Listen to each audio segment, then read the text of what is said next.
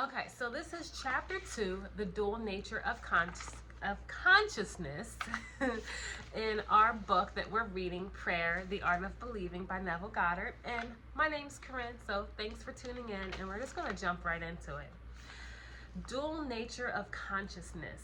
A clear concept of the dual nature of man's consciousness must be the basis of all true prayer. A clear concept, Neville says, of the dual nature of man's conscious must be the basis of all true prayer. Consciousness includes subconscious as well as a conscious part. The infinitely greater part of consciousness lies below the sphere of objective consciousness. The subconscious is the most important part of consciousness. It is the cause of all voluntary action. The subconscious is what a man is. The conscious is what a man knows. I and my Father are one, but my Father is greater than I. The conscious and the subconscious are one, but the subconscious is greater than the conscious. I of myself can do nothing. The Father within me, he doeth the work. I, subjective and consciousness of myself, can do nothing. The Father, the subconscious, he doeth the work. The subconscious is that in which everything is known, in which everything is possible, to which everything goes, from which everything comes, which everything belongs to all, to which all have access. What we are conscious of is constructed out of what we are not conscious of. It's interesting. Not only do our subconscious assumptions influence our behavior, but they also fashion the pattern of our objective existence. They alone have the power to say, "Let us make man objective manifestations in our image after our likeness." The whole of creation is asleep within the deep of man and is awakened to objective existence by his subconscious assumptions. Within that blankness we call sleep, there is a consciousness in unsleeping vigilance, and while the body sleeps, this unsleeping being releases from the treasure house of eternity the subconscious assumptions of man. Prayer is the key which unlocks the infinite storehouse. Prove me now herewith, saith the Lord of hosts, if I will not open you the windows of heaven and pour you out a blessing, that there shall not be room enough to receive it. Prayer modifies or completely changes our subconscious assumptions. And a change of assumption is a change of expression. So I want to pause here. He talks a lot about the conscious and the subconscious and creation. And subconscious being that active part of our mind that is always going, that runs our body, and we really don't usually see it or interact with it. And our conscious being when we're objectified, when we're out, we're awake and we're aware, that's our conscious mind. And what I've learned is that the subconscious signals and dictates, and your beliefs essentially control what your actions are. So a lot of times we're trying to impress the subconscious mind to change our beliefs or change our thoughts and our self-concept. And in this book, Neville talks a lot about how prayer is really one of the ways key to really reaching the subconscious mind and changing our assumptions. When you really change your assumption about something, that's when things change in your world.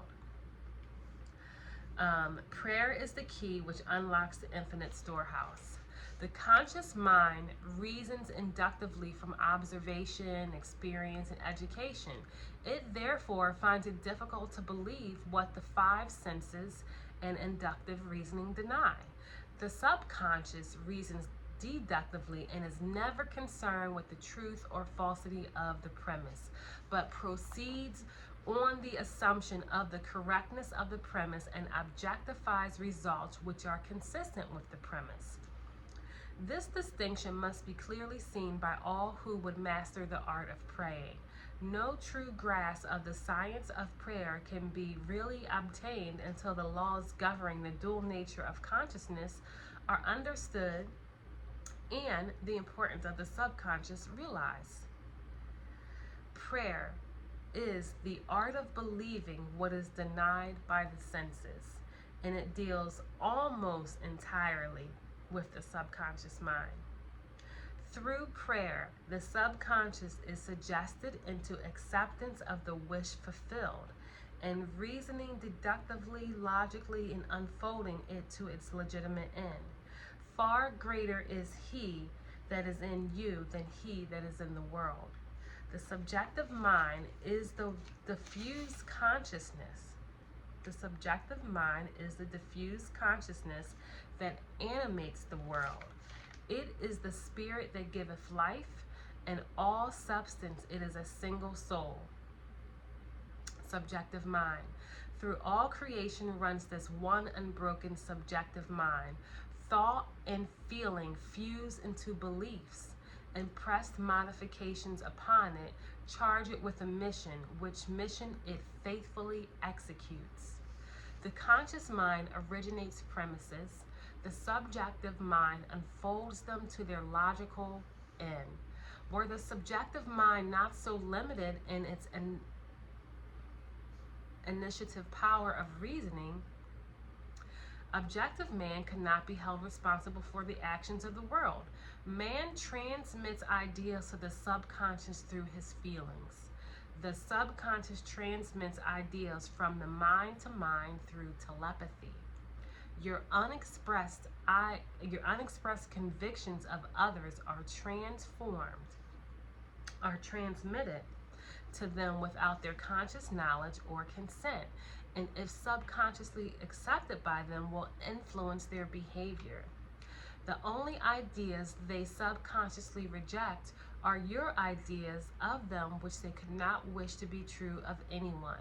Whatever they could wish for others can be believed of them, and by the law of belief, which governs the subjective reasoning, they are compelled to subjectively accept and therefore objectively express accordingly.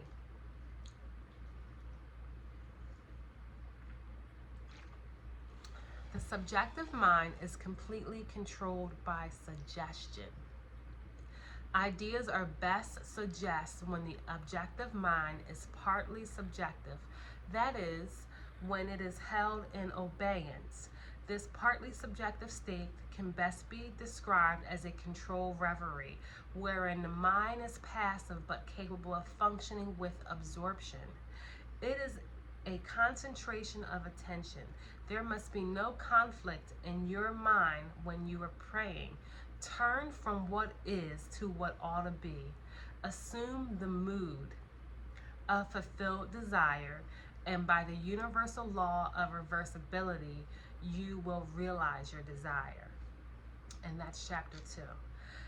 My key takeaways here in this chapter are pretty straightforward. Neville is really explaining the two aspects of the mind, the conscious and the subconscious, and how the conscious mind has a really difficult time believing other than what it can see and interpret with the five senses. But the subconscious mind is not logical. It does not have limitations. It does not see any limitations. It only takes what it is impressed and it expresses. It is infinite. And it is connected to all other minds. And he talks about transmitting ideas from mind to mind with telepathy. And as we go into this book a little further, you'll hear a lot more of Neville speaking about communing with other people's minds and transmitting thoughts. So, hope you enjoyed. Make sure you leave me a comment below and let me know what you think about this chapter 2 and Prayer, the Art of Believing by Neville Goddard. Smooches. Thank you, and I'll see you in the next video.